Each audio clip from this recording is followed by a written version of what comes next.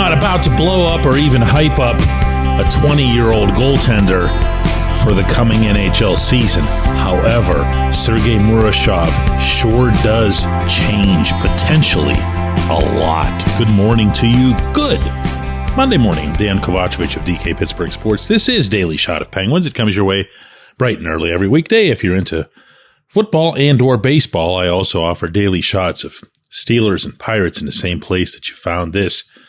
Murashov did show up for the Penguins development camp that concluded last week. That was not a certainty.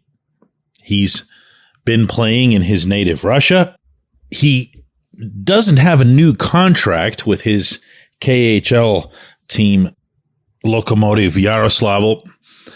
And it just wasn't known, even by the Penguins, as to whether or not he'd come over, because he doesn't have to come over. One thing about development camp is most of those players aren't even yet the team's property in terms of being signed or whatever. They're only their property via the draft. But they don't have to listen to you. You know, if you say, hey, get over here, you don't have to come. So to the unquestioned delight of management, Murashov did come. And then to the further delight of everyone involved, he was really, really good. Not least of which was backstopping the eventual championship team in the camp's concluding scrimmage. But then that's not an accident. If you look at his figures from the KHL, he was a 2022 fourth-round pick, by the way, if you're not even familiar with how the Penguins acquired his rights. In the main league, in the KHL, the adult league, he was 3-1-2 with a 1.84 goals against average and a .925 save percentage. That's going to look spectacular for a whole bunch of reasons. Hockey is different over there. It's lower scoring.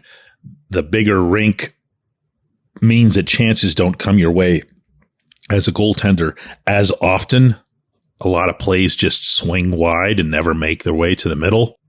But at the end of the day, stopping a puck is stopping a puck, and it's not as if the Russian style or the international sized rinks have prevented some of the very best goaltenders currently playing in the NHL from being Russians. And really, just to drop this into parentheses, it wasn't that long ago, and I'm talking about a decade ago, where the only thing that the Russian international program was missing was goaltending. And now you've got Andrei Vasilevsky, Sergei Bobrovsky, Igor Shesterkin, and the list extends beyond that. But right there, you're talking about three of the league's five best goaltenders, unquestioned right now.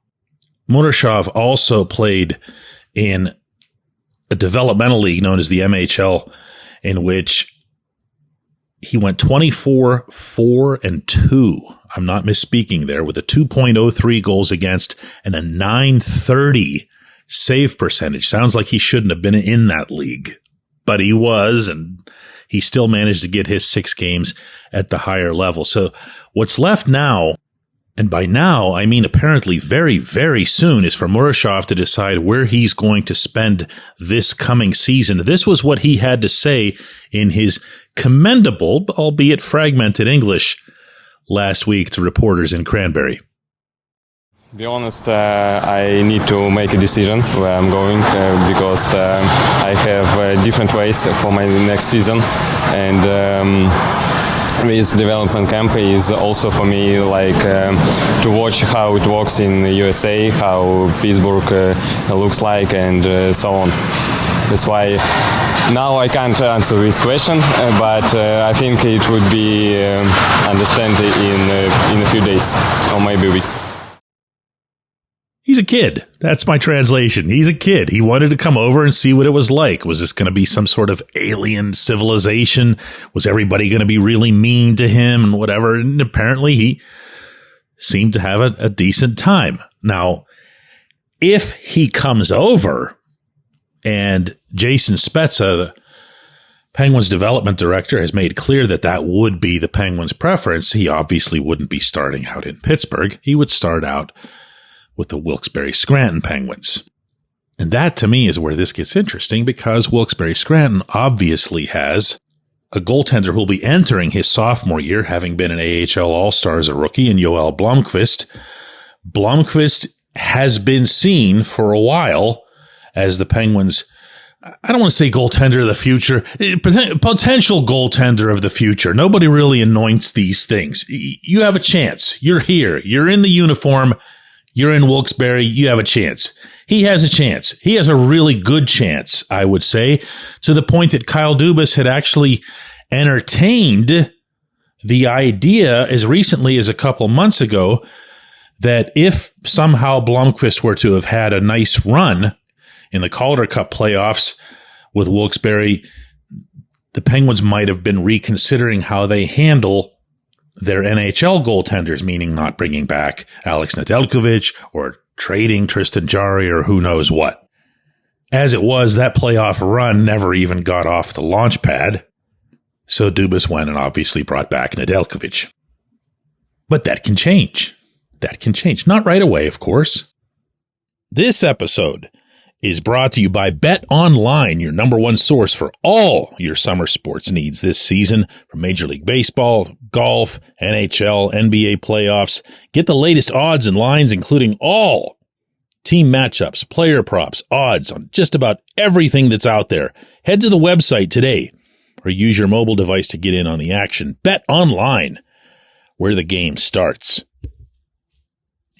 But I got to tell you, I love a scenario in which Murashov comes over and splits time, essentially, with Blomqvist, and you have yourself a real young goaltending duel at the AHL level. That is a very, very, very healthy thing for a hockey franchise to have.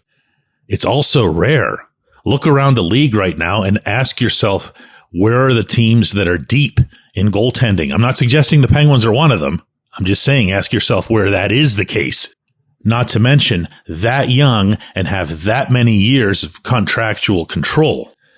And hey, look, there isn't a whole lot to anticipate when it comes to NHL news in the middle of July, but this kid's decision, it won't define his NHL career. Staying over there another year won't define anything.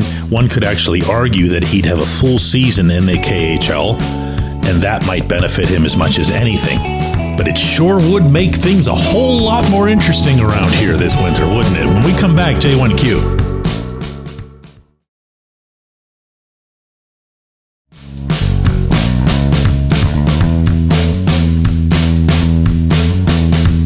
Today's J1Q comes from Jeff, who says, "Hi, Dejan. As it pertains to roster construction development strategy, in your opinion, has there been, since Craig Patrick through today, a Penguins way that is systemic and consistent in producing so much success?"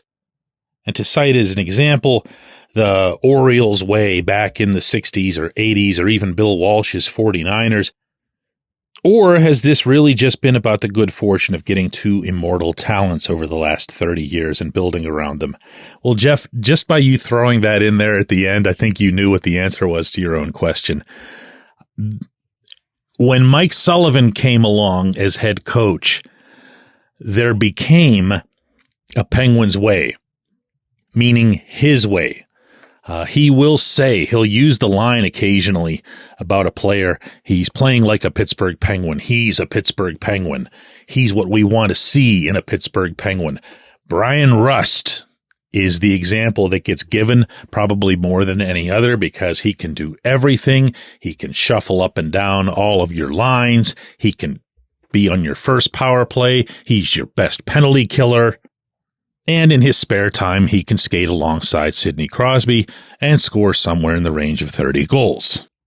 But then I could go to the coaches that preceded Sullivan and say that Sullivan had nothing in common with what Mike Johnston was doing.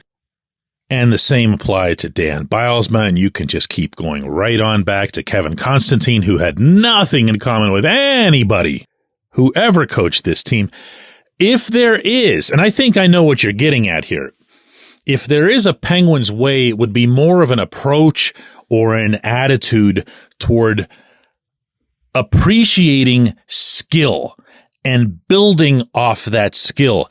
Did they get spectacularly lucky, or whatever terminology you'd want to use, in getting Mario Lemieux and Sidney Crosby and Yevgeny Malkin and Jaromir Jagr and a zillion other guys?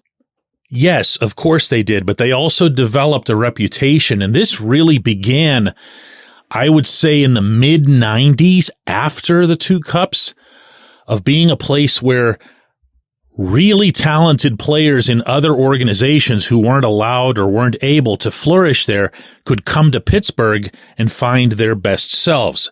Alexei Kovalev, Robert Lang. That list is a lot longer, actually.